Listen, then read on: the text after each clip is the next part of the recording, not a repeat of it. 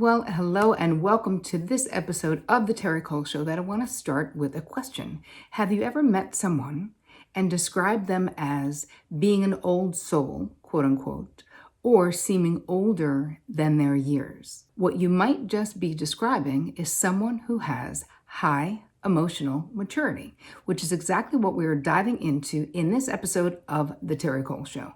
So before we get started, if you are new to my channel, please introduce yourself, say hello in the comments because we are a friendly group. Make sure that you subscribe and hit the bell because every Tuesday I send out new stuff and I don't want you to miss a thing. So make sure you subscribe. If you are new here, my name is Terri Cole. I'm a licensed psychotherapist, a relationship expert, and the author of Boundary Boss, which you can get at boundarybossbook.com. And as always, I'm super grateful for all of your comments under these many videos we have on this YouTube channel. And I love to highlight a comment each week. So today I'm highlighting Julie Tamalos, and she left this comment under the episode called What's Your Love Blueprint? Thank you for the insightful explanation and the wonderful knowledge, Ms. Cole. My parents were harmonious in general. They communicated well, even though there were times when they had disagreements. They always communicated their ideas. That is why I also expect to solve issues through communication. However, in reality, I just realized for most people in the past, speaking their mind was kind of offensive. So there's a discrepancy between the expectations and the practice culture. That's how all the problems started, I suppose. You're probably right, Julie. Again, thank you, Ms. Cole, and blessings to you. Well, thank you for being a part of my crew, Julie. I super appreciate you. So now let's move on to today's content. The American Psychological Association defines emotional maturity as a high and appropriate level of emotional control and expression. So I'm going to say that again. A high and appropriate level of emotional control and expression. Emotional immaturity, on the other hand, is a tendency to express emotions without restraint or disproportionately to the situation.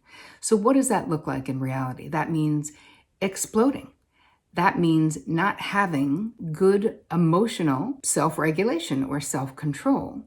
That means feeling really victimized to things in life. So I'm going to give you some ideas of ways that you can figure out where is your own emotional maturity, or how about people in your life. So the first thing to think about is when you're in a really stressful situation, if you have a lot of pressure on you, how do you handle that? So do you handle that directly and make a decision like, wow, I probably need a break, or maybe I should get a cup of tea? Or do you find yourself taking it out, let's say if it's a work situation, on someone that you work with, or being snappy to someone else? And it could even be a home situation. You know, if something is bothering you or on your mind about something else, do you come home and take it out on your partner or take it out on one of your kids? Because here's the thing, that is an indication of emotional immaturity if we don't acknowledge our own needs, right? In that moment, maybe you need to talk about it. Maybe you need to say something. If something that is going on in your home or your work situation is really bothering you or getting on your nerves, maybe a hard conversation is in order. A real conversation, it doesn't have to be hard, but that's what we think it is in order, as opposed to you slamming your office door or rolling your eyes or being pissed off and being nitpicky about something that really doesn't have to do with the situation at hand. Again, we're sort of shirking our responsibility to ourselves onto other folks. Another thought is, how do you handle it when things change, right? A sign of emotional maturity is understanding that life changes, that things happen. Your children are going to grow up. They're going to move out of your home. They're going to create their own families. This is life. Perhaps I've seen parents who don't want that to happen, who are trying to stay in the center of their kids' world in a way that, insisting that, for holidays or every Thanksgiving or every Christmas, no matter how many people have kids and live wherever they live, insisting that, they don't want the traditions to change. And that is a sign of inflexibility, but emotional immaturity as well, because everything changes. And if your let's say your best friend, her situation is changing because she got a new job. And that means she's going to then move across the country. But it's an amazing job for her. If you are emotionally mature, you're able to feel your sadness about the fact that you're probably going to be really missing your friend, but also to be happy for your friend, that you have the ability. Emotional maturity means that you have the ability to express your joy, even though it might be a change that you weren't expecting, or one that you wouldn't, selfishly, you wouldn't want, because maybe you don't want your pal to be across the country. But emotional maturity says that you can deal with both emotions. You're allowed to be sad for yourself, and you can express joy and excitement for your friend. Another indication of emotional immaturity is just being at a level 10 of frustration all the time, like letting the small things in life that don't go exactly the way we want them to go to derail an entire day, an entire experience. Finding other people highly irritating all the time, no matter what it is they're doing, your focus is on what they're doing wrong or how irritating they are, or just super judgment. And that is a sign of emotional immaturity, because here's the thing. Again, as human beings, we have the capacity to feel more than one thing, right? We can feel frustrated that we're sitting in traffic. But if you're emotionally mature, you can also say, okay, well, I'm also going to look at this as an opportunity. There's a book on tape I want to continue listening to, or I could hands-free call my mother if I haven't spoken to her, or one of my friends.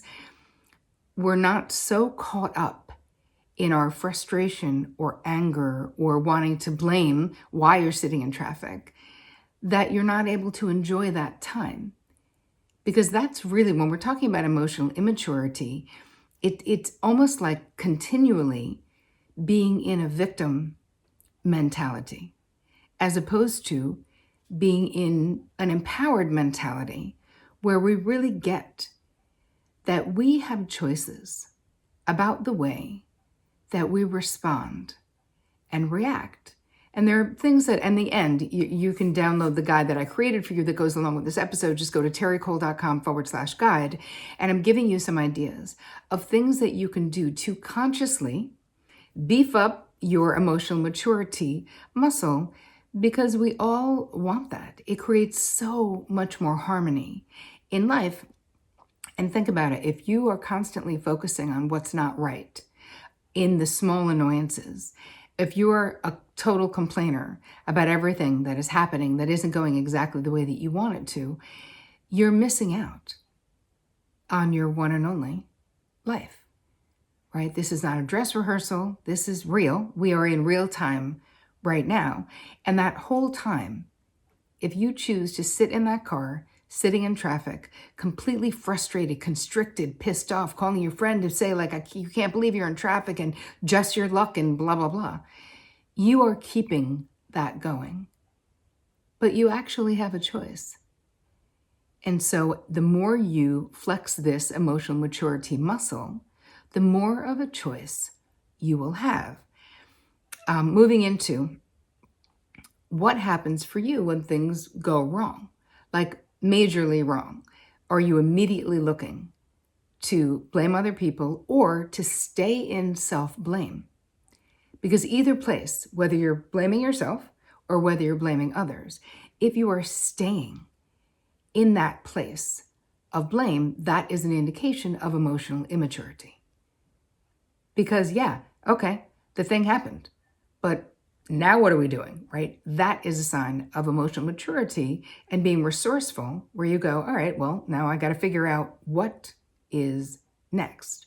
Because there's always something that you can do. And even if you really messed up, really made a mistake, really said the wrong thing, really did the wrong thing, you can have regrets about that.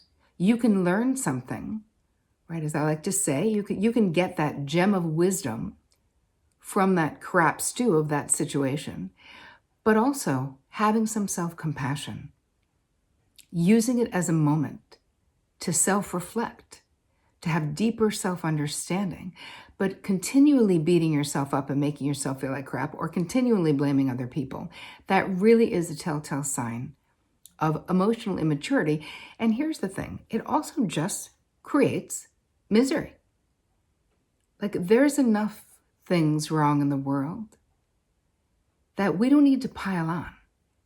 Your internal experience is directly connected to your emotional maturity. So this really is a noble and valuable pursuit to become more emotionally mature. So the first step, or the first thing that you can do, is understand what you're feeling.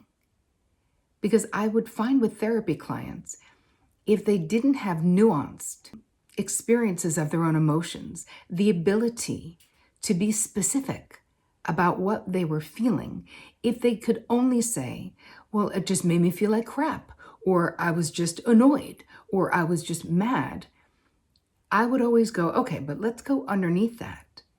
Let's be more specific. You were mad, but why? What was driving that feeling? Because so much of the time, anger is really a secondary emotion that is just so much easier to feel than vulnerability, being hurt, being humiliated, being embarrassed. Those are all much harder emotions to feel. But being angry is not the same as being hurt.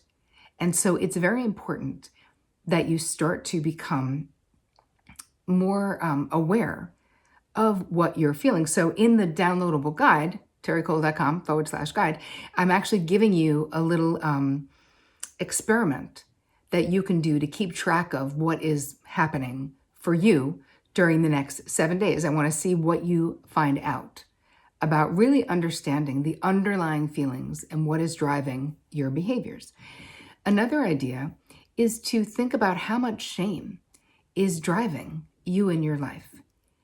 That shame is something that just makes us feel bad about ourselves. So being aware of when you're feeling bad about yourself, because a lot of times we can, if that awareness isn't there, we feel bad about ourselves and then we take it out on someone else. This is where displaced aggression might come in, right? Or we feel mad at someone who we're afraid to be mad at, so then we take it out on someone else who we're less afraid to be mad at, right? So again, being really dialed into, and I'll give you a couple of questions that you can answer about shame.